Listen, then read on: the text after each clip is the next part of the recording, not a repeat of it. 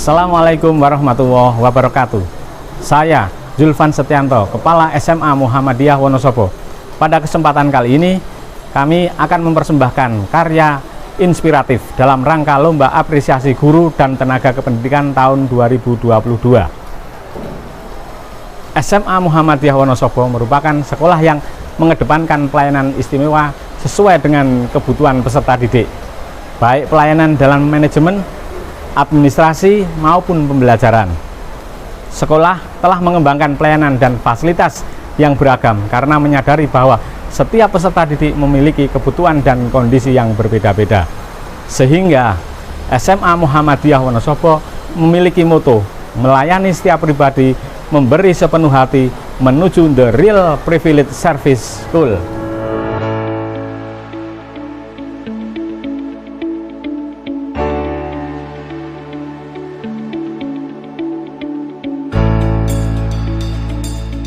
Situasi internal di SMA Muhammadiyah Wonosobo adalah sebagai berikut. 1. Kurikulum. Mulai tahun ajaran 2022-2023, sekolah telah mengimplementasikan kurikulum merdeka dengan pilihan mandiri berbagi. Peserta didik diberikan cukup waktu untuk mendalami konsep dan menguatkan kompetensi sesuai dengan bakat dan minat serta profil belajarnya masing-masing.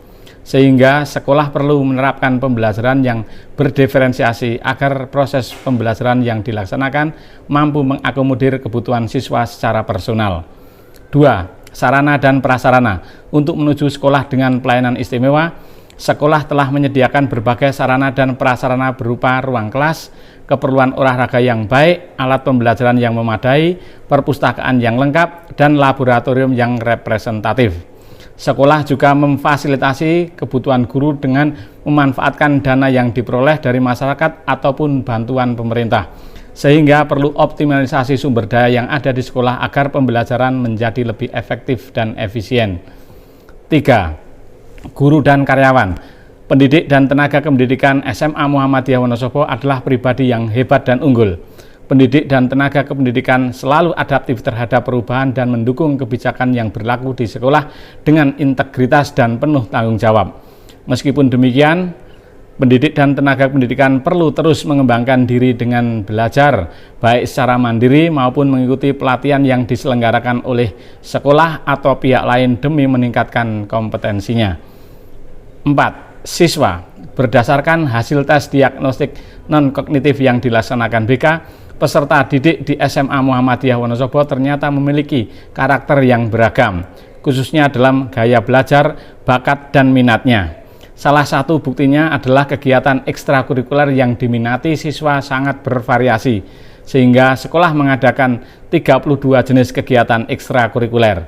Sebagai penyelenggara sistem SKS, sekolah juga telah memfasilitasi peserta didik tipe pembelajar cepat sehingga dapat lulus 2 tahun. Sebagai objek dari pendidikan, sekolah perlu menyelenggarakan proses pendidikan yang mampu mengembangkan karakter dan potensi masing-masing peserta didik secara maksimal, sehingga proses pembelajaran yang diselenggarakan sekolah harus benar-benar berorientasi pada kebutuhan peserta didik. Tantangan yang dihadapi sekolah, baik internal maupun eksternal adalah sebagai berikut. 1. Beragamnya karakter peserta didik dalam kelas membuat guru harus berinovasi dalam mengembangkan model dan metode pembelajaran, sehingga kebutuhan setiap peserta didik dalam pembelajaran dapat terpenuhi dengan maksimal. Guru perlu untuk mengeksplorasi contoh-contoh pembelajaran yang berdiferensiasi, sehingga guru memiliki keberagaman metode yang dapat diaplikasikan dalam pembelajaran. 2. Perkembangan teknologi yang cepat mengakibatkan perkembangan media pembelajaran yang cepat pula.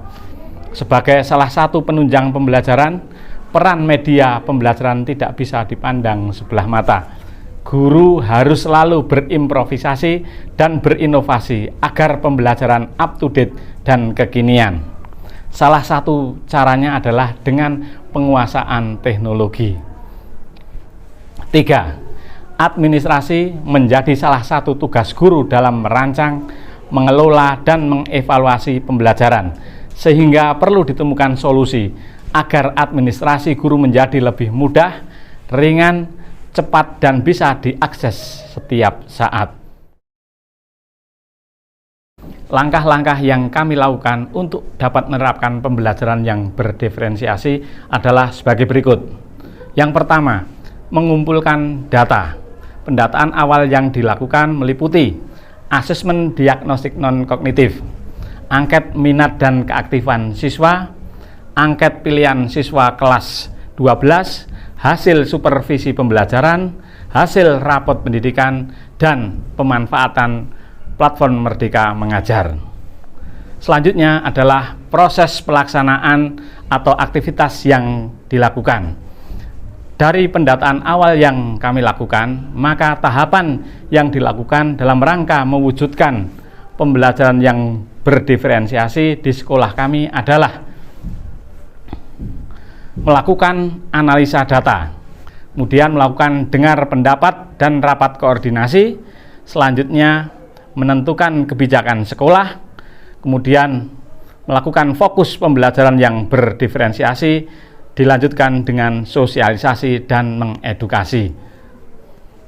Selanjutnya adalah dalam pelaksanaan. Dalam pelaksanaan kami melakukan beberapa kegiatan.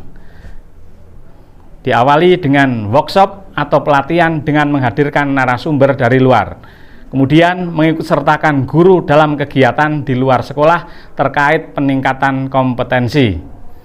Peer teaching atau praktik mengajar pada setiap kegiatan rapat guru. Kemudian fokus group discussion guru pada masing-masing mapel, dilanjutkan dengan pemantauan penggunaan aplikasi menggunakan aplikasi e-jurnal. Di samping itu kami juga meminta Bapak dan Ibu guru untuk mengirimkan video pembelajaran yang berdiferensiasi yang dilakukan di kelasnya masing-masing. Kemudian kami juga memaksimalkan pemanfaatan PMM dan kanal guru berbagi. Yang terakhir adalah kami membentuk atau membuka kelas khusus olahraga. Hasil refleksi dalam pelaksanaan pembelajaran yang berdiferensiasi di SMA Muhammadiyah Wonosobo. Yang pertama, minat belajar siswa meningkat. Setelah kami menerapkan pembelajaran yang berdiferensiasi, ternyata minat belajar siswa mengalami peningkatan dibandingkan dengan sebelumnya. Ini terlihat dari data isian angket siswa yang mengalami peningkatan dalam minat belajarnya. Yang kedua, keaktifan siswa. Keaktifan siswa dalam belajar meningkat. Hasil angket keaktifan menunjukkan adanya peningkatan keaktifan siswa di sekolah setelah diterapkannya pembelajaran yang berdiferensiasi ini. Kemudian, model pembelajaran yang digunakan guru menjadi lebih bervariatif. Dari hasil supervisi yang kami lakukan menunjukkan bahwa penerapan pembelajaran berdiferensiasi dalam konten, proses, dan produk membuat Bapak dan Ibu guru lebih kreatif dalam mengembangkan model pembelajarannya. Selanjutnya, dalam peningkatan pemanfaatan PMM. Adanya sosialisasi pemanfaatan PMM yang dilakukan sekolah ditambah dengan penerapan pembelajaran yang berdiferensiasi ternyata dapat meningkatkan pemanfaatan PMM oleh Bapak dan Ibu guru. Ini terlihat bahwa mayoritas guru telah memanfaatkan platform ini. Selanjutnya, peningkatan peringkat sekolah dalam top 1000 UTBK versi LTMPT. Alhamdulillah dalam 2 tahun terakhir SMA Muhammadiyah Wonosobo masuk dalam top 1000 UTBK versi LTMPT, memberikan pelayanan sesuai dengan kebutuhan masing-masing siswa, berdampak pada peningkatan peringkat SMA Muhammadiyah Wonosobo dalam top UTBK tahun ini. Tindak lanjut yang dilakukan sebagai penyempurnaan, pemantauan, dan pendampingan agar setiap guru mau dan mampu menerapkan pembelajaran berdiferensiasi melalui 1. IHT peningkatan kompetensi pembelajaran berdiferensiasi. 2. Pendampingan guru oleh tutor sebaya dalam penerapan pembelajaran berdiferensiasi. Yang terakhir adalah pengembangan aplikasi pemantauan pembelajaran yang berdiferensiasi. Semoga karya ini bermanfaat. Assalamualaikum warahmatullahi wabarakatuh.